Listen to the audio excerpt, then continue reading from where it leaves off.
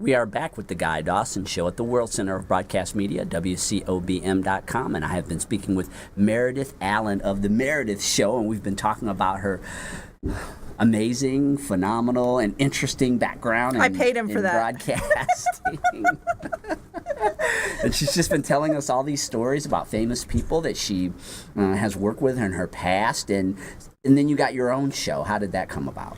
Well, good question. So all through the years, I've anchored actually on almost every major network there is. I found that it kind of stinks working for a large corporation. And I don't mean any insult to all the networks, because it is a cool experience to go and work for, a huge company that has a nice budget at times. But there's a lot of pressure there to do what they want to do. So my dream has always been to do my own show. And that was a someday, and I know it would happen. And we were talking a little bit earlier about setting intentions. So the opportunity arose when I launched my marketing company, and this was almost 10 years ago, so a long bit ago, to kind of do my own show and create something. And it started with an idea, and I literally hired a young lady to do my logo, which is the same logo we use now. She was my assistant. She worked for me during her college career, actually. I brought her on as an intern, and we went through several derivatives, and then I thought, okay, I'm really going to do this. So I shopped around, and the number one, this is really funny fact, you want to talk about humbling, I've worked for every network or every affiliate in every city I've been in, and it's either been a number 2 or a number 3 station. So people at home who don't know TV wouldn't really know what that means, but the bottom line is, ratings are how you get paid. The higher the ratings, the more money a station makes because they sell the commercials. That's the short way, right? Would you agree to describe it? So being number 2 or 3 is okay. And there's a place for that. But I always wanted to work for number 1. So I was in the town of Columbia, South Carolina, and number 1 was NBC. And I had worked for every network in that market, of course, but NBC. So I thought, that's what I want to have my show on. So I made a connection with somebody in the sales division, and I actually bought a slot on NBC with high ratings because I knew that the ratings mattered, right? And so I bought the lunchtime hour, and high noon was when my show went on. And the Meredith Show was born out of amazing fortune of events. I actually had a video production company with my partner, Bill Grant, at the time, and we produced these segments kind of like 60 Minutes. I mean, I grew up in the 2020 60 Minutes era when those shows were the longer format, the interviews that went deep. So anyway, that's kind of how it all came to pass. And then it was amazing. The ratings went up even higher than we had hoped. And I thought, this is a dream come true. And so then my girlfriend said, you need to do radio too. And I'm like, ooh, this TV is a lot of work. And she's like, no, it's so easy to do radio. Oh, yeah. So anyway, The truth is you had to book.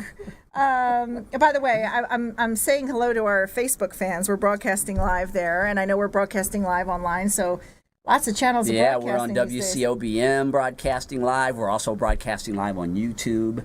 Very cool. A lot of opportunities to watch shows. So pick your channel, right? Yeah, well, you can watch the Guy Dawson Show everywhere, all over the world. I love that. Don't you love that? It's so cool now. It's phenomenal, isn't it? This is the new wave. This is taking the whole platform to It's a game changer, really. In fact, it's kind of sad. The world I worked in for most of my life, the ABC News, the NBC, the Fox News, many cases the local stations are dying. The news budgets are shrinking, and it's not the same. I don't think I'd ever go back to straight news, actually. I miss working with other people with a variety of loves. I'm not a sports person, but I think it's fun to have a sports guy around, and all the talk about Vegas getting these teams. It would be cool to be the first to find out if the Raiders are really coming. By the way, are you a fan? Are you hoping? What are you thinking? What do you think? If the Raiders are coming or not, I think it's a great thing. I hope. We keep hearing different stories about Raiders coming with the financing and everything, but as far as I know right now, it's a go. I think it's a wonder. I'm looking forward to having them come on and do interviews on this show. Absolutely. I hope you get the first interview. Oh yeah, that's what I wish for you. That'd be pretty. Players and their staff. Can I be invited when you get the players? I just like to look at their butts. That's as far as I go. Don't tell them that. Please don't. Make sure they come in full uniform, right? Yes.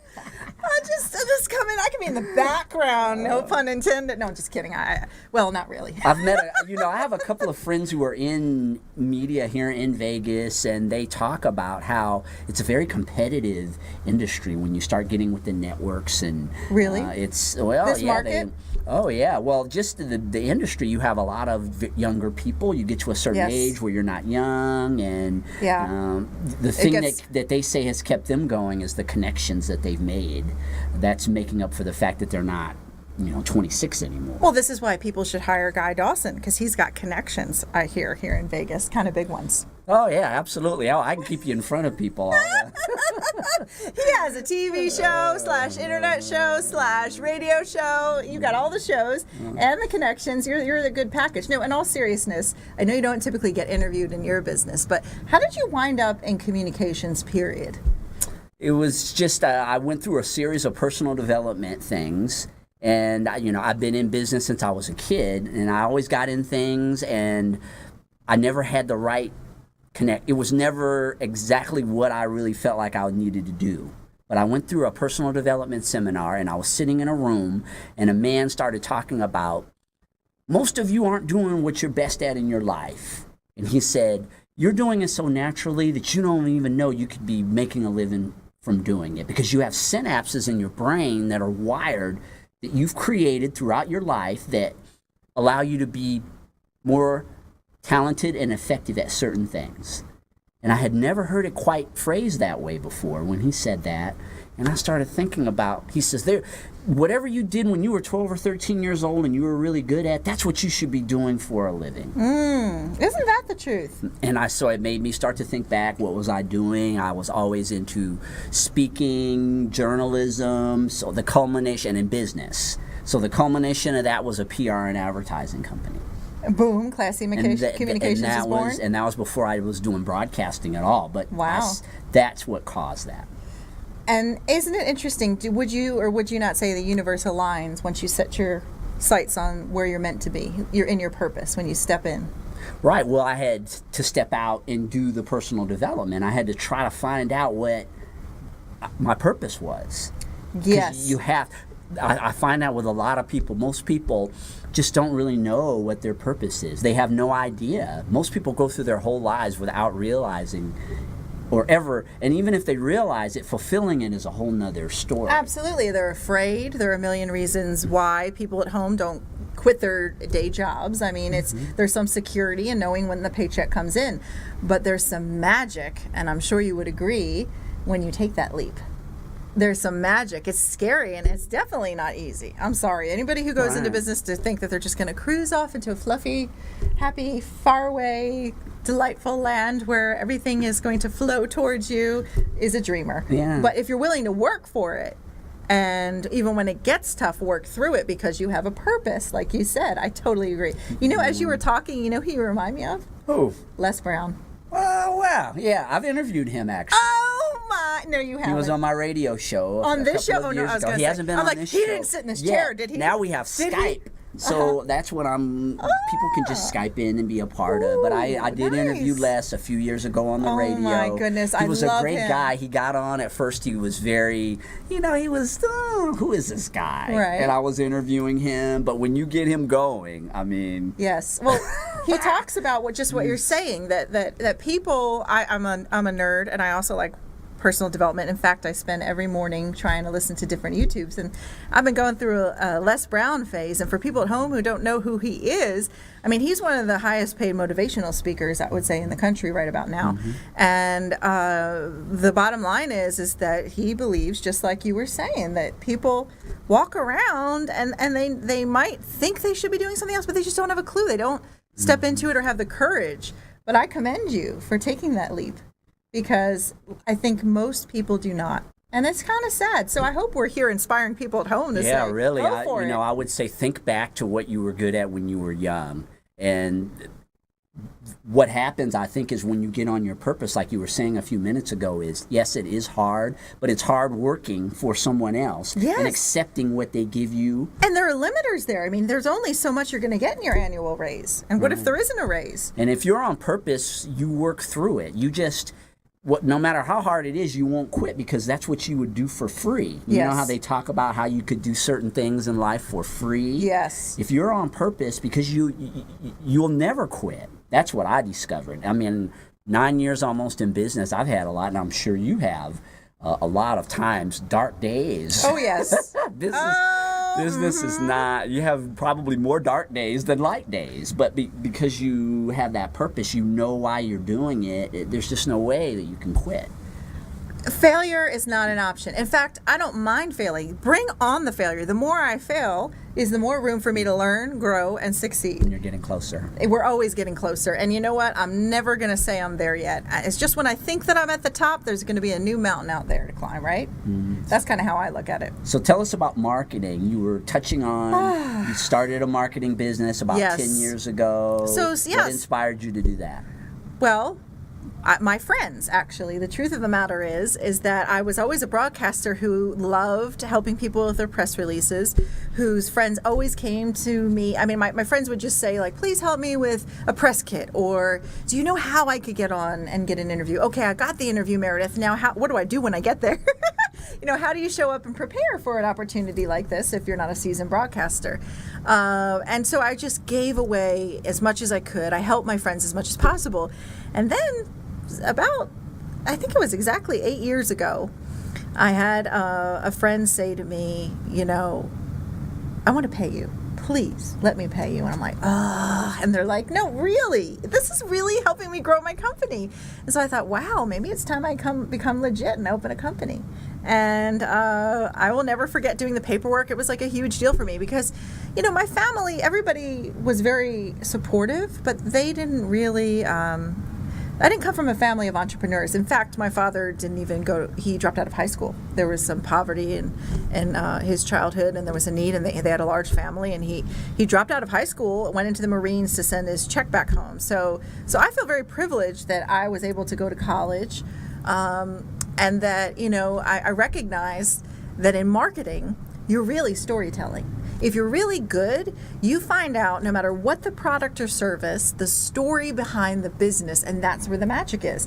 That's how you get people's attention. That's how you share your passion, because anybody can have a widget, right? But if the widget, it doesn't matter how cool the widget is, if nobody knows about the widget or the story behind the widget or how the widget works, they don't care. So I just found a lot of power in that. And when I say power, I mean power to help.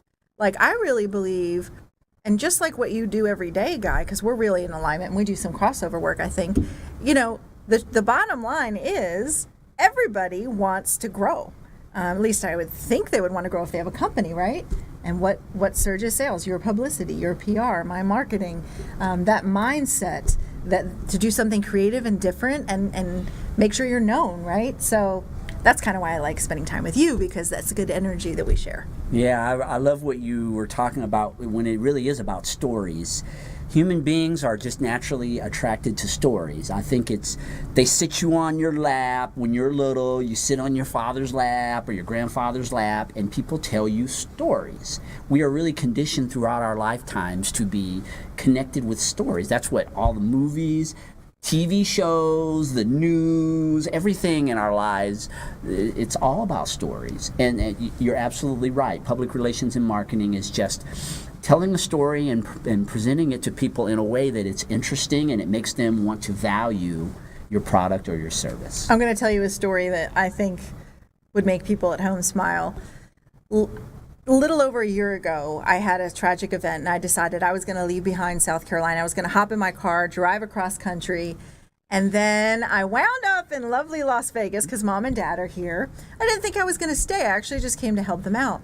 I decided to stay because I'm close with Mom and Dad, and I felt like they needed me. And when I made that decision to stay, I wound up getting a brand new client, very good fortune and luck, who sent me for the first time, like you were talking about, to professional development. And it was there that I wound up suddenly, fast forward a few months later, in a global mastermind. And it was that global mastermind that introduced me to Don Lehner, and Don Lehner introduced me to you. And I believe it is no mistake that we are sitting here today, Guy Dawson. I just feel like things are exactly as they are. Have you ever heard of the Hicks? They are they're sort of like people who talk. They're the inventors of this book called The Secret. Oh, Jerry and Esther Hicks? Yes. Oh, Abraham? Oh, yes. So along with Les Brown, I'm really caught up in that law of attraction, that thing that, you're putting out good energy and Don's putting out good energy and you've joined forces and people want to be a part of that. And naturally, when I met Don, I knew I was going to like you. So, it's amazing when you put out good energy and you're doing good things and you're positive. I think the nice thing about our buddy Don and yourself is you're givers. You are not out there just to take care of your needs. You're there to serve. You have a purpose, like we were talking about. So I think the cool story is, you might think you're just going on a trip cross country with your dog, but you might wind up in a whole new city with a bunch of amazing opportunities that you never dreamt of, but are exactly where you're destined and meant to be. Do you believe in that? I do believe in that, and I think that it's really important that if there's something, no matter how outrageous it could be, and you think that it's an impossibility that it could ever happen, you need to think about it anyway. Even if it's something that you just think, I'll never have the money, I'll never have the influence, I'm not talented, all these negative thoughts that come through your head. Even though you might have those thoughts, I would say, think about it. Because that's where it all starts. It all starts with the fact that you are thinking about it. You'd be amazed at how your thinking about it can overcome all those doubts, and it can manifest in your life. I totally agree, because the reverse of that is completely unacceptable. You think about how you're broke. I'm always broke. I need money. I'm broke. Then you're stuck in a broke cycle. What you want to think about is, what do I have that I can give? What can I do that makes a difference?